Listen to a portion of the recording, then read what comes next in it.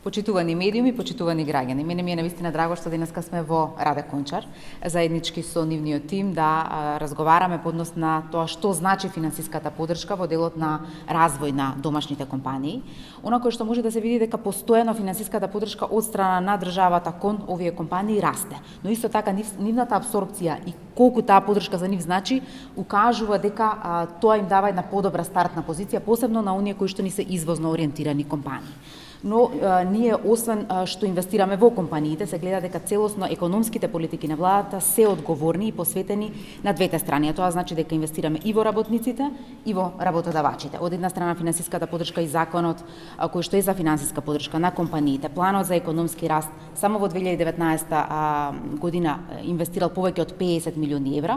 Од друга страна пак со сите мерки кои што се насочени кон вработените, гледаме дека минималната плата достигна ниво на 14.500 или за 2,5 години 60% повеќе, дополнително само со онаа последна мерка за субвенционирање на придонесите за раст на платите, добивме покачување кај 106.000 работници или во реалниот сектор повеќе од 304.000 работници добиваат плата над 18.500 и ово кажува дека постојано платите растат во државата. Сметам дека она кое што сега се покажува како една динамика во економијата ни дава одлична основа да размислуваме дека и во наредната година она што значеше раст на бруто домашниот производ ќе го достигне нивото како во 2019 година. Може да се види дека во 2017 година во вториот квартал имаме бруто домашен производ од минус 1,8 и се прави пресврт за да денеска после 2,5 години имаме бруто домашен производ со 3,5 или во постојано покачување и изголемување на бруто домашниот производ. Благодарам. Денешната посета предводена од страна на владата на Република Северна Македонија, предводена од вице-премиерката и владиниот тим, е еден пример и препознавање на мерките кои што владата како економска политика ја води и Раде Кончар представува успешен пример со што ние на лице место го утврдивме ефектот на овие владени политики, така што Раде Кончар, која што е и поддржана со владините политики, со финансиската поддршка за инвестициите кои што ги има вложено во минатата година и во следниот период на инвестицијскиот период, покажува резултат од тоа инвестирање.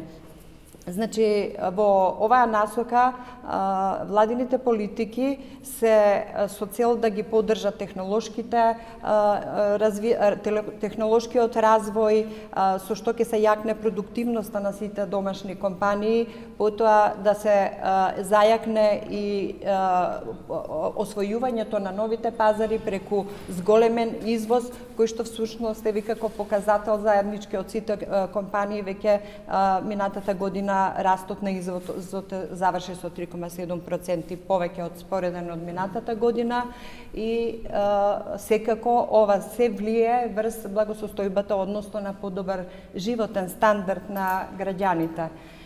Поддржани се двете години наназад како резултат на овие политики, економски политики, повеќе од 200 компании, со што се покажува дека домашните компании со кои политики ние не направивме разлика помеѓу домашните и странските, туку напротив, ги се фокусиравме на поддршката на домашните компании и се препознаат тие како мерки и се користи во праксата се повеќе од година во година. Еден од главните фокуси на владата и на Министерството за труд и социјална политика во изминатиот период беше и ќе биде креирање на мерки кои што ќе допринесат за зголемување на вработливоста на младите луѓе во нашата држава.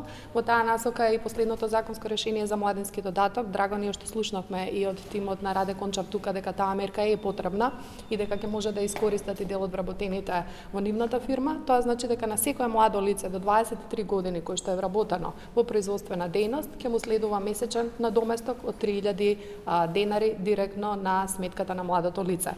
Законското решение е усвоено, нели? Очекуваме во текот на наредната година, во текот на наредната недела и подзаконските акти и правилниците да бидат донесени и веднаш потоа може да стартува аплицирањето. Благодарност за укажаното внимание и поддршката голема што ја имаме од владата на Република Северна Македонија, која што, како што видите во предизборната кампања, дека ќе ги поддржи домашните компании и си го реализираше својот план.